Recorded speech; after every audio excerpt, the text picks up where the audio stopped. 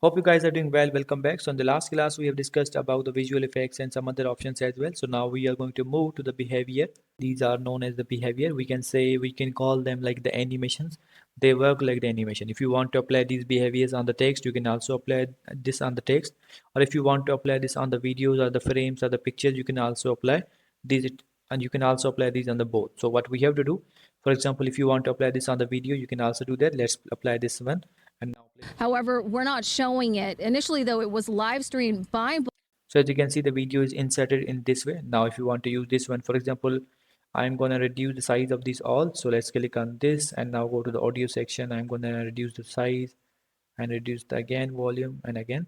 Now let's play this here again. So as you can see, if you want to this way or this way, for example, I'm going to use this way. So let's drag this here and now play it, and you will see the result from here.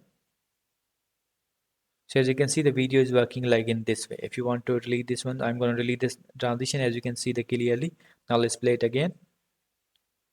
So as you can see, the video is working like in this way. If you want to apply any other kind of behavior, you can also do that. You have to drag this here and the video or behavior will be applied. So if you want to control the behavior, size or movement or whatever, if you want to change anything, you can also do that from the here in the properties section.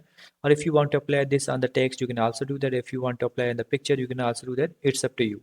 So in this way, you can apply this behavior on your video, on your text or on your picture.